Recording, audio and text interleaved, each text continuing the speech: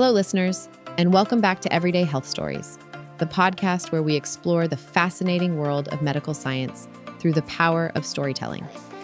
Each week, we bring you compelling science and simple strategies that can help you take control of your health one step at a time.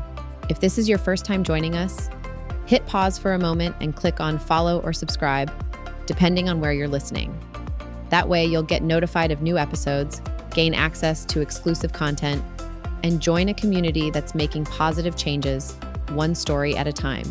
Dr. Reddy, today we're diving into a revolutionary new understanding of heart disease that's changing how we think about prevention and treatment.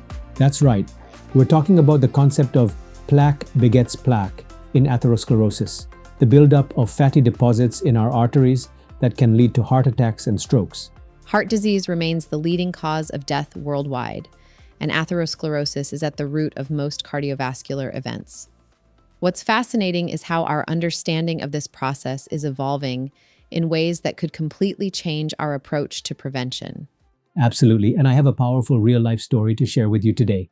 I'd love to hear it. It's about a man named Chris Hewgill, whose experience dramatically illustrates why atherosclerosis is often called the silent killer.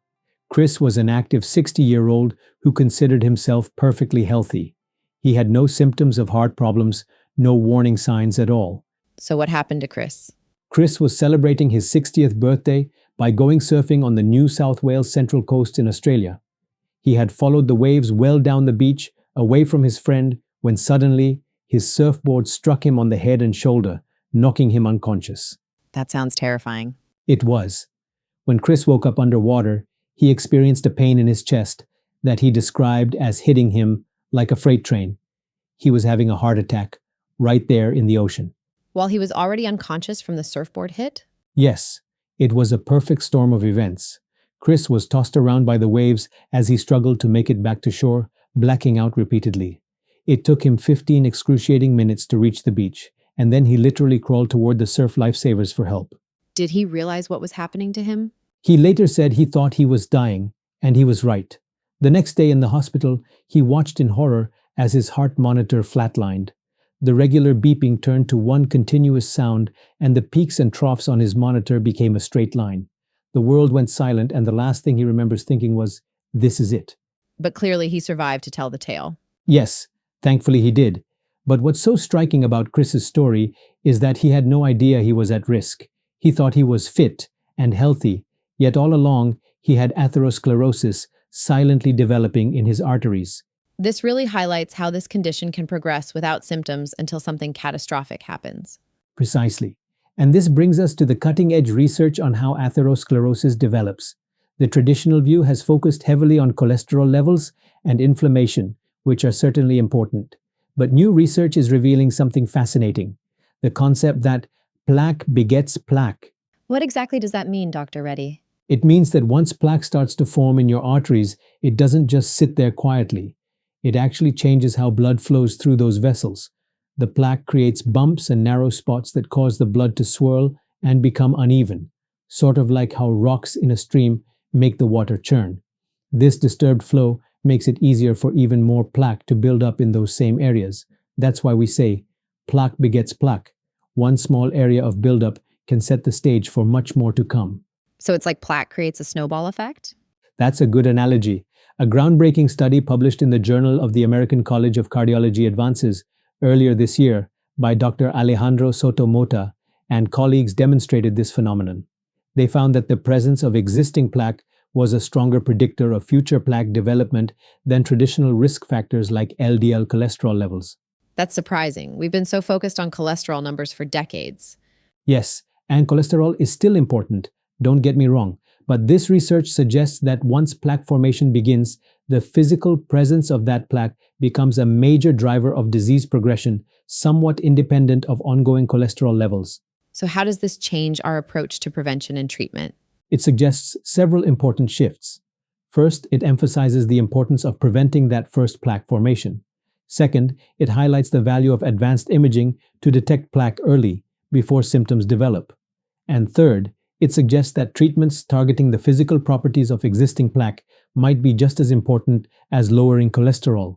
Can you tell us more about these advanced imaging techniques? Certainly, Traditional stress tests and even standard coronary angiograms can miss early plaque, but technologies like coronary calcium scoring, CT angiography, and intravascular ultrasound can detect plaque at much earlier stages.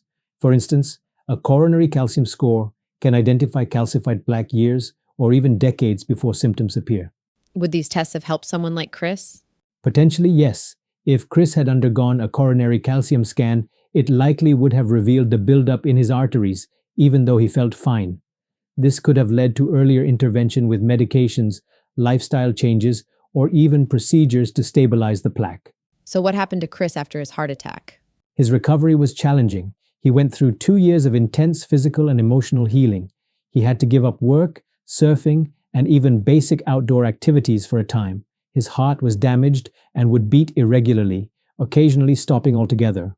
For 2 months, he could barely walk out his front door. That's devastating. It was. Chris also shared that depression hit him like a truck, which is actually quite common after cardiac events. But over time, he adapted. He swapped intense physical exercise for gentler practices like Qigong, Tai Chi, and meditation.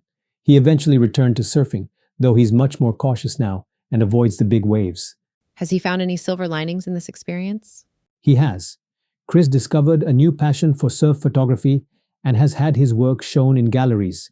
And perhaps most importantly, he's grateful to still be here for his loved ones. He says the heart attack forced him to slow down and be more present, including in his new role as a grandfather. What a powerful story. So with this new understanding of how plaque begets plaque, what can our listeners do to protect themselves? There are several key strategies. First, know your risk factors and work with your healthcare provider to address them.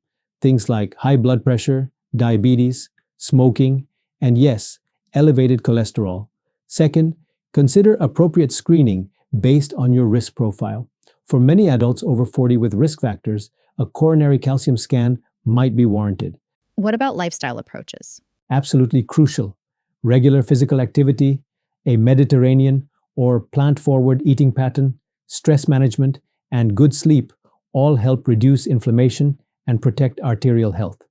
Specific foods like leafy greens, fatty fish, olive oil, and nuts have been shown to support cardiovascular health. Are there any new treatments on the horizon based on this plaque begets plaque concept? Yes, several exciting approaches are in development. One involves targeted nanoparticles that can help dissolve existing plaque. Another focuses on stabilizing vulnerable plaque to prevent rupture. And there's fascinating research on compounds that can help reverse calcification in the arteries. This gives me hope that we might see fewer stories like Chris's in the future. That's my hope too, and I think Chris would agree. He now supports heart research because, as he says, it is not until you experience a near-death heart event that your eyes are opened to the number of people that die an early preventable death. Dr. Reddy, this has been a fascinating glimpse into the new science of heart disease, a field that's clearly evolving in ways that could save countless lives. The idea that plaque formation creates a cascade effect that accelerates further plaque development gives us a whole new perspective on prevention and early intervention. Thank you for making such a complex topic so accessible. It's been a pleasure. The science of atherosclerosis continues to evolve, but the core principle remains. Prevention is infinitely more effective than treatment. I encourage our listeners to know their numbers, blood pressure, cholesterol, and blood sugar, and take action early. Remember, the best time to protect your arteries was 20 years ago. The second best time is today. And to our listeners, thank you for joining us on Everyday Health Stories. We hope this episode has sparked your curiosity about the silent progression of heart disease and the importance of early detection. Don't forget to subscribe for more explorations into the cutting edge of health and wellness. If you found this discussion intriguing, please share it with anyone who might benefit from understanding their cardiovascular health better. As always, the information provided in this podcast is for educational purposes only and does not constitute medical advice. Always consult with a qualified healthcare professional before making significant changes to your health regimen or pursuing specific screening tests. Until next time, care for your heart, be proactive about your vascular health, and stay curious about the new science that could help us all live longer, healthier lives. Bye for now.